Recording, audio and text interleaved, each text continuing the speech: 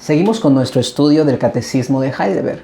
Si recuerdan, la vez pasada terminamos con la siguiente pregunta. ¿Habrá esperanza de salvación? Es decir, ¿habrá esperanza de que Dios redima a pecadores como nosotros? Sí la hay. Dios nos ha dado grandes noticias y por eso le damos gloria, porque nos ha dado buenas nuevas de que sí hay esperanza para pecadores como nosotros. Veamos cómo el Catecismo nos va a hablar de esta gloriosa esperanza de redención. En la pregunta 12 del Catecismo de Heidelberg leemos lo siguiente. ¿Cómo podemos escaparnos de este castigo y ser recibidos otra vez en el favor de Dios? La respuesta es esta. Dios quiere que se satisfaga su justicia, por lo tanto, tenemos que satisfacer completamente su justicia, ya sea por nosotros mismos o por alguien más. Ahora bien, la Biblia nos deja en claro en pasajes como Romanos 3 y Efesios 2 que el hombre simplemente no puede salvarse a sí mismo, no puede con sus propios recursos, con sus propias fuerzas salvarse. Eso nos deja entonces con la única opción de ser redimidos por medio de un sustituto.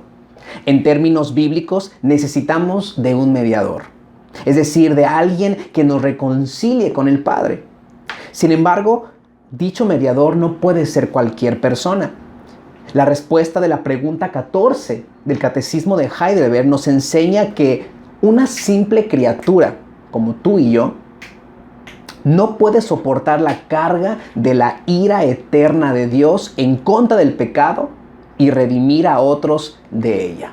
Por consiguiente, ya que el Trino Dios ha decidido salvar a algunos entre la humanidad, el redentor de ellos tendrá que ser, como dirían los teólogos de antaño, vere homo, verdaderamente hombre, pero sin pecado, y vere Deus, verdaderamente Dios.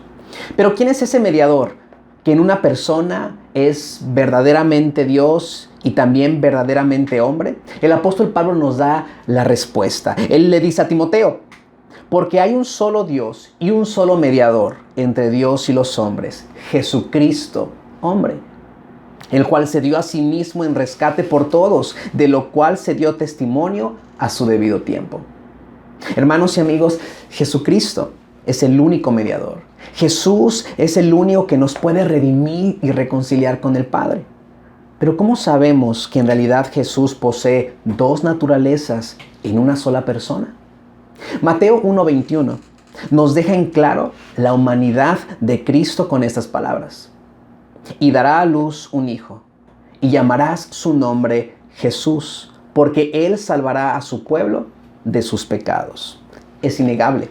Nuestro mediador es hombre y como dice Hebreos 4:15, es un hombre sin pecado. Pero, ¿por qué tiene que ser verdadero hombre y perfectamente justo nuestro mediador? La respuesta del Catecismo basada en la Biblia es la siguiente.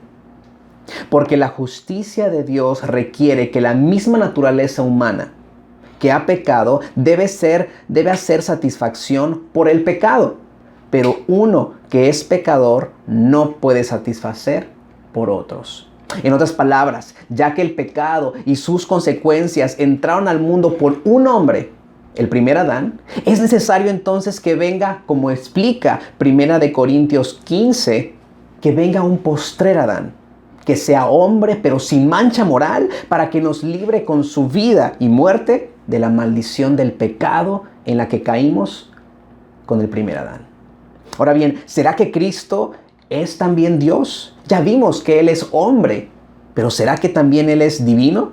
Pablo nos da la respuesta en Filipenses 2:5 en adelante. Él escribe, la actitud de ustedes debe ser como la de Cristo Jesús, quien siendo por naturaleza Dios, no consideró el ser igual a Dios como algo a que aferrarse.